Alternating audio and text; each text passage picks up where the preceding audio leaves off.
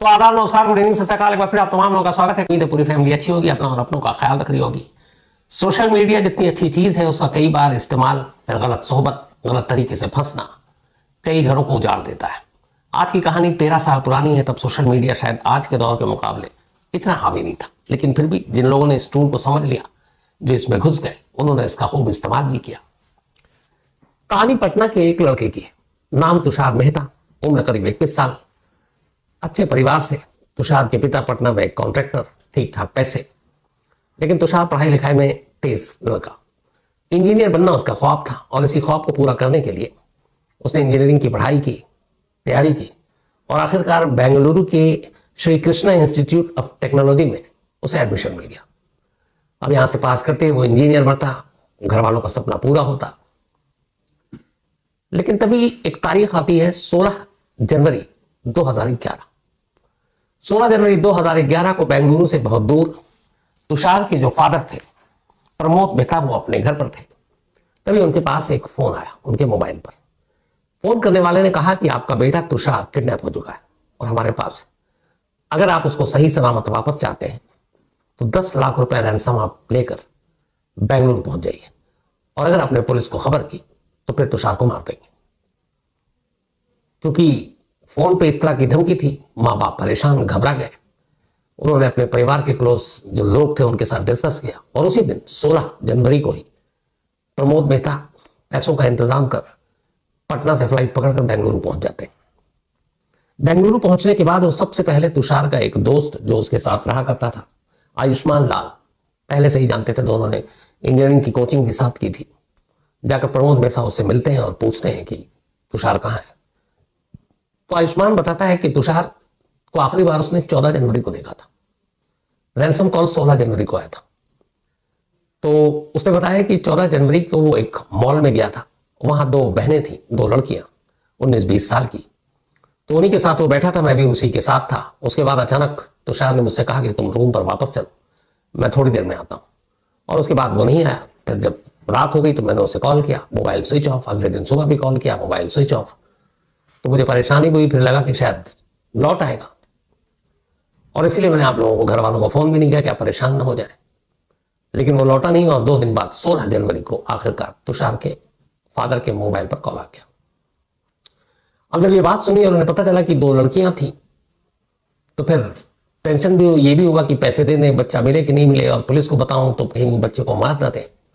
ये सारी कश्मकश जहन में चल रही है। फिर उन्होंने सोचा क्या करूं, घर वालों से सलाह मशवरा किया, और आखिरकार उन्होंने कहा कि चूंकि प्रमोद मेहता को कोई जानता नहीं था, बेंगलुरु, पटना के रहने वाले बेंगलुरु पहुंचे थे, तो उन्होंने फिर तय किया कि सही रास्ता कानून का रास्ता है, और वो पुलिस में जाकर रिपोर्ट लिखाएंगे। जिस इलाके में तुषार रहा करता था, बेंगलुरु के, इत्तेफाक से उसी इलाके का पुलिस स्टेशन नया नया बना था। उससे पहले वो पुलिस स्टेशन वहां नहीं था, दूर हुआ करता था। तो नया पुलिस स्टेशन बना, तमाम नए पुलिस वालों की भर्ती हुई, तमाम नया थाना इंचार्ज आया। उन सबके लिए भी नई चीज कि नए पुलिस स्टेशन का उद्घाटन हुआ है कुछ दिन पहले ही। अभी वो पूरी तरह से सेटल भी नहीं हुए। अभी जो टीम दी गई है पुलिस वालों को, उसकी जान पहचान भी नहीं है आपस में एक दूसरे से। तो अब टीम की तरह मिलकर काम करना है, और इन कुछ दिनों के अंदर कोई ऐसा केस भी नहीं आया। तो अभी तो वो अपने आप को सब सेटल कर रहे थे पुलिस स्टेशन। और तभी 16 जनवरी की रात को ही उनके डीसीपी का उस थाने के इंस्पेक्टर के पास, इंचार्ज के पास फोन आया। उन्होंने कहा कि ये 1-2 लोग आपके पास आ रहे हैं, एक किडनैपिंग का केस, और इसे किसी भी कीमत पर सॉल्व करना है। थोड़ी देर के बाद प्रमोद मेहता अपने 1-2 रिश्तेदारों के साथ पुलिस स्टेशन में दाखिल होते हैं। वहां नया नया पुलिस इंचार्ज, इंस्पेक्टर, वो सारे लोग। अब उन्हें भी लगा कि यार अभी तो हम एक दूसरे को जानते नहीं, काम कैसे करना है, ये सब शुरुआत करनी है, इलाके को समझना है, और पहले किडनैपिंग केस। लेकिन फिर ये लगा कि चलो किडनैपिंग केस सॉल्व करेंगे तो कम से कम ये होगा कि इस थाने का नाम भी होगा। तो उन्होंने हम पूरी ताकत लगा देंगे। अब उन्होंने पूछताछ की तो प्रमोद मेहता ने बताया कि एक नंबर है जिससे कॉल आया था, 10 लाख रुपए रैंसम मांगे। हमारा बेटा जो है Shri Krishna institute of technology में इंजीनियरिंग की पढ़ाई कर रहा है, और उसका एक दोस्त है, दोस्त को वो लेकर साथ गए थे। पुलिस ने जब सारी चीजें पूछताछ की तो पता चला 14 फरवरी को गायब। उसके बाद जिस नंबर से कॉल आया था, पुलिस के लिए बड़ा इंपॉर्टेंट था, पुलिस ने उस मोबाइल पे कॉल किया, मोबाइल स्विच ऑफ। आखिरी बार जो नंबर का लोकेशन दिखा, वो दिखा वही मॉल का, जहां पर आयुष्मान लाल के मुताबिक दोनों लड़कियों के साथ वो दिखा गया था। अच्छा, कॉल जो है वो खुद तुषार के ही मोबाइल से किया गया था, तो लोकेशन पता चल गया। इसके बाद मोबाइल स्विच ऑफ, और पुलिस इंतजार कर रही है। क्योंकि अब उनके पास एक ही रास्ता था उस किडनैपर तक पहुंचने का, कि उसका दोबारा कॉल है कि कब कहाँ बुलाना है। पैसे के लिए तो बोल दिया, बाद में ये भी कहा था कि हम जहां आपको कहेंगे आप पहुंच जाना, और पैसों का इंतजाम करने के लिए आपको 1-2 दिन का टाइम भी दिया था। तो अब पुलिस की टीम लगातार, एक टीम अलग अलग तफ्तीश कर रही है, एक टीम फोन बजने का इंतजार कर रही है तुषार के बाप यानी कि प्रमोद मेहता का। पूरा दिन बीत गया, 17 जनवरी, फोन नहीं आया। पुलिस वाले परेशान भी कि पता नहीं क्या हो, लेकिन इत्तेफाक से नेक्स्ट डे 18 जनवरी को कॉल है। कॉल तुषार के ही मोबाइल से था। फोन करने वाले ने कहा कि आप सिटी के रेलवे स्टेशन पर पैसे लेकर पहुंच जाइए और वहां हम आपको खुद ही देख लेंगे। उसने ये भी बताया कि आपके हाथ में एक ब्रीफ केस होना चाहिए, उस ब्रीफ केस में पैसा होना चाहिए, ब्रीफ केस इस कलर का होना चाहिए ताकि वो आपकी निशानी हो। अब ये बात पुलिस भी सुन रही थी। पिता घबरा भी रहे थे कि कहीं पुलिस को देखकर उनके बच्चे को कुछ करना दे। पुलिस वालों ने हौसला दिया, कहा बेफिक्र रहे, हमें कोई पहचाने का भी नहीं, कोई भी पुलिस वाला वहां वर्दी में नहीं होगा, सब सादी वर्दी में, अलग अलग, कोई मुसाफिर के भेष में, कोई दुकानदार के भेष में इधर उधर बिखरा होगा। सारी प्लानिंग हो गई। कहा गया कि स्टेशन आना है, लेकिन उस वक्त टाइम नहीं बताया गया। अब ये तो है कि आज ही स्टेशन पहुंचना है, यानी कि 18 जनवरी 2011, और वक्त के लिए दोबारा कॉल आएगा। अब पुलिस फिर इंतजार कर रही है और आखिरकार, लेकिन ये स्टेशन जब पता चला तो पुलिस ने अपने लोगों को सादी वर्दी में वहां अलग अलग स्पॉट पर बिठा दिया, और इस तरीके से कि डाउट ना हो। यहां तक कि इस बात का भी ख्याल रखा गया कि कोई पुलिस वाला पुलिस के जूता तक ना पहने, वर्दी तो छोड़ दी, क्योंकि कई लोग जूतों से पहचान लेते हैं, ये बड़ी मान्य डिटेल होती है। तो बाल वाल अगर उस तरीके से है तो आप टोपी पहना दीजिए, धोती पहना कर, इस तरीके से लोकल बिल्कुल लगे कि हाँ आम लोग हैं। होलिया भी थोड़ा सा वैसा बना दिया। थोड़ी देर के बाद फिर घंटी बजी और कहा गया शाम के इतने बजे रेलवे स्टेशन पर मिलिए। जगह का वो भी बताया गया किस तरफ मिलना है। अब पुलिस वाले ने जो बैग में 10 लाख रुपए लेकर आए थे प्रमोद गुप्ता, उस बैग के अंदर से बाकी के सारे नोट निकाले और कुछ असली नोट ऊपर में रखे, बाकी नीचे अखबारों का बंडल और बाकी सब सजा कर रख दिया, और ऊपर के पूरे लेयर में रियल नोट, ताकि वो कहीं खोल कर देखे और फिर भाग न जाए। तय वक्त पर प्रमोद गुप्ता स्टेशन पर पहुंचते हैं। पुलिस की टीम चारों तरफ उन्हीं को देख रही है। अचानक एक शख्स पतला दुबला सा मौके पर आता है, धीरे से कुछ कान में कहता है और बैग हाथ में लेता है। बैग हाथ में लेने के बाद अभी वो बैग को खोलने ही जा रहा था कि तब तक इर्द गिर्द मौजूद सादी वर्दी में पुलिस वाले उसे दबोच लेते हैं। अब उसे दबोचने के बाद पुलिस वाले उसे अपने साथ लेते और सीधे पूछते हैं तुषार कहां है। पहले तो वो सब पकड़ा गया था, पुलिस ने पकड़ लिया था। फिर वो बताने की बजाय कि तुषार कहां है, उन्हें तो रेलवे स्टेशन के पास ही एक लॉज था, उस लॉज में ले जाता है। जब उस लॉज में ले जाता है तो वहां एक और शख्स पहले से बैठा हुआ था और वो इंतजार कर रहा था कि उसका साथी बैग में नोट लेकर आएगा। लेकिन जैसे ही दरवाजा खुला, उसके साथी के साथ जब उसने अननोन लोगों को देखा तो वो घबराया, लेकिन इससे पहले कि कुछ करता पुलिस ने उसे दबोच लिया। उस दूसरे शख्स का नाम वारिस था। अब पुलिस, जिसके नए नए पुलिस स्टेशन के अभी की शुरुआत हुई है, पूरी टीम बहुत खुश कि इतने कम वक्त में हम किडनैपर तक पहुंच गए, केस सॉल्व, अब तुषार हाथ आ जाएगा। इसके बाद उन्होंने उससे पूछताछ शुरू की तो उन्होंने कहा कि पहले, अब पुलिस को उसने उलझाना शुरू किया। 18 जनवरी की बात है कि हमने उसे पहले मारा पीटा था, फिर उसने नहीं दिया पैसे तो हमने उसे छोड़ दिया, कभी हमने वहां छोड़ा, कभी हमने एक जगह कमरे में उसको बंद कर दिया, अलग अलग स्टेटमेंट, अलग अलग बयान। तो फिर एक दिन की उस कमरे से भाग गया। पुलिस वालों को लग गया कि ये लोग घाघ है, पूछताछ से काम नहीं चलेगा। उन दोनों को उठाकर उस नए पुलिस स्टेशन में लाया गया और अब पुलिस तरीके से उनसे पूछताछ की गई। जब पुलिस तरीके से पूछताछ की गई तो उसके बाद उनका मुंह खुला और पुलिस उन्हें अपने साथ उसी बेंगलुरु के एक बाहर के इलाके में, सुनसान इलाके में ले गई और वहां एक जगह उन्होंने इशारा किया। उस जगह पर एक लाश पड़ी थी। लाश देखते ही पुलिस वाले भी पहचान गए और प्रमोद मेहता भी पहचान गए। वो लाश तुषार की थी, 21 साल के एक स्टूडेंट की। जो पुलिस अफसर अब तो खुश हो रहे थे कि नया पुलिस स्टेशन खुलने के बाद पहला ही सीरियस केस उन्होंने सुलझा लिया, वो भी उदास थे। उन्हें उम्मीद नहीं थी कि इतनी जल्दी किडनैपर मार देगा। अभी तो रैंसम के पैसे भी नहीं लिए, तो दुख भी हुआ, पकड़े गए। अब इसके बाद पूछताछ शुरू हुई। जब पूछताछ शुरू हुई तो उसके बाद फिर एक पूरी कहानी सामने आई, जिसके लिए मैंने आपको शुरुआत में कहा था कि सोशल मीडिया और बाकी चीजों ने कैसे क्या कुछ किया है। तो ये कहानी उसी की है। कहानी दो लड़की की है। एक का नाम है शिवानी और शिवानी की एक दोस्त। ये दोनों बेंगलुरु में रहा करती थी। शिवानी एक बार में जॉब करती थी और उसी बार में जॉब करते हुए बहुत सारे लोगों से मुलाकात होती। फिर उसका एक शौक भी था सोशल मीडिया। तो शिवानी की जो दोस्त थी वो नाम था प्रीति। ये दोनों अक्सर काम के अलावा मोबाइल पर बाकी चीजें ऑर्कुट और ये सारी चीजों ऐप पर रहा करती थी। इसी बार में आने जाने के दौरान वारिस से उसकी मुलाकात हुई। अब ये जो वारिस है ये झारखंड का रहने वाला, ये भी एक वक्त में इंजीनियरिंग की तैयारी कर रहा था और इत्तेफाक से तब इंजीनियरिंग की तैयारी के दौरान में उसकी मुलाकात तुषार से हुई क्योंकि वो पटना का था और दोनों ने कुछ वक्त तक एक साथ तैयारी भी की। लेकिन फिर तुषार ने एग्जाम पास किया और उसकी जो इंजीनियरिंग कॉलेज में दाखिला मिल गया, वारिस को मिला नहीं। वो बेंगलुरु आ गया। बेंगलुरु में ही उसकी मुलाकात होती है शिवानी से। शिवानी और प्रीति ये दोनों बहनें। फिर शिवानी से उसकी दोस्ती हो जाती है, वो उसकी गर्लफ्रेंड बन जाती है। कभी कभार तुषार से बेंगलुरु में वारिस की मुलाकात हो जाती थी। फिर इसी के बाद वारिस के जरिए शिवानी को तुषार के बारे में पता चला।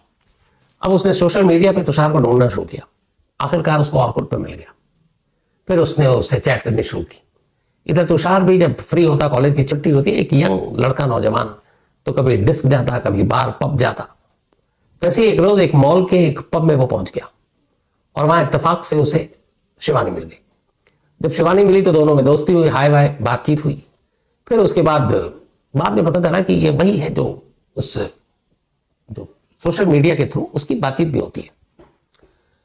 अब पहली बार उसने उसको पब में देखा और ये एक इत्तेफाक था। ऑर्कुट पे तो सारी चीजें एक अलग साथ चल रही थी, लेकिन उसे मालूम नहीं था कि जिसके साथ वो दोस्ती कर रहा है वो एक बार में काम करती है। तो खैर वहां मिले तो उसके बाद ये हुआ कि हम लोग कभी मिलते हैं, तो तय हुआ कि हाँ मिलते हैं। तो ये दोनों पहली बार 12 जनवरी को एक मॉल में मिलते हैं। KFC आउटलेट में जाते हैं, वहां बैठते हैं। उसके बाद जब निकलने लगते हैं तो फिर ये होता है कि 13 जनवरी को फिर मिलेंगे। लेकिन तुषार कहता है कि 13 जनवरी को मेरा एग्जाम है, तो 14 जनवरी को मिलते हैं। वो तैयार हो जाती है। 14 जनवरी की शाम तुषार उसी मॉल में पहुंचता है। वहां देखता है कि शिवानी एक और लड़की के साथ है, वो इंट्रोड्यूस कराती है, मेरी सिस्टर है प्रीति। अब दोनों बैठते हैं। तुषार भी अकेले नहीं गया था, वो अपने दोस्त आयुष्मान लाल को लेकर गया था। अब वहां दोनों कुछ देर तक बातचीत होती है। फिर अचानक शिवानी खड़ी होती है और कहती है तुषार से कि ये काम करते हैं, मेरा एक दोस्त है, उसके घर पर चलकर पार्टी करते हैं, लेकिन उस दोस्त का कमरा बहुत छोटा है तो तुम्हारा फ्रेंड नहीं जा पाएगा, मतलब ज्यादा वो हो जाएगा कंजेस्टेड। अब तुषार खुश था कि एक दोस्ती हुई एक सामने और वो ऑफर कर रही है। उसने कहा ठीक है। वो आयुष्मान को कोने में ले गया। उसने कहा कि तुम घर चलो, मैं थोड़ी देर के बाद आऊंगा, मैं शिवानी के साथ जा रहा हूँ। ये उसकी लास्ट मुलाकात थी। आयुष्मान ने आखिरी बार तुषार को 14 जनवरी की शाम को जिंदा देखा था। अब शिवानी, प्रीति और तुषार तीनों एक ऑटो में बैठकर उसी बेंगलुरु के एक इलाके में पहुंचते। ये था अतुल लेआउट मेन रोड के पास। वहां एक घर था, उसमें उसका एक दोस्त था। और वहां जाने के बाद अब ये लोग ड्रिंक करते हैं। जब ड्रिंक कर रहे होते हैं तभी इत्तेफाक से वहां वारिस पहुंच जाता है। अब वारिस को देखकर तुषार चौंक जाता है क्योंकि वारिस उसका कभी रूममेट था जब वो इंजीनियरिंग की पढ़ाई कर रहा था, और अचानक यहाँ। फिर जब बातचीत होती है तो उसे पता चलता है कि शिवानी का बॉयफ्रेंड तो वारिस है। ये उसके लिए और शॉकिंग।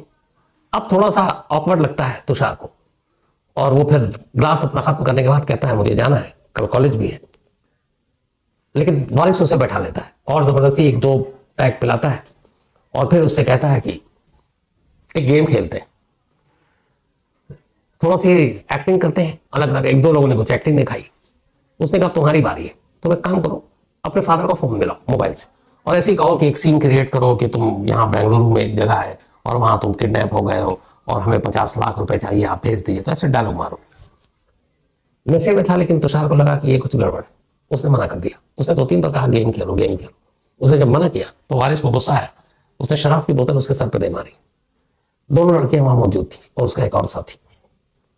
इसके बाद जब वो उसका विरोध करने लगा, चीखने चिल्लाने लगा, तो फिर उन सब ने मिलकर उसका गला घोट दिया। ये सब करने के बाद फिर उन्होंने उसकी लाश को एक बोरी में डाली और 2 व्हीलर पर बैठकर पीछे उसका जो साथी था, रोहित उसका नाम, बोरी में पीछे रोहित बैठा, बीच में लाश रखी, वारिस बाइक चला रहा है और ले जाकर बेंगलुरु के बाहर एक सन्नाटे में उन्होंने उसकी लाश को फेंक दिया। लाश को फेंकने के बाद ये घर लौटते। शिवानी और प्रीति घर में ही है। अब चारों कहते हैं कि ये क्या हो गया। वारिस कहता है हमारा प्लान डूब गया, वरना हम इसको किडनैप करके कहीं इसके फादर से बहुत सारे पैसे ले सकते थे, हमारी मजबूरियां भी दूर हो जाती। शिवानी, प्रीति भी कहती हाँ इतने पैसे आ जाते। तो अब क्या, अब तो उसको हमने मार डाला। तो वारिस कहता नहीं, कहानी खत्म नहीं हुई है, हम लोगों ने तुषार को मार दिया ये सिर्फ हम जानते हैं, उसके घर वाले नहीं।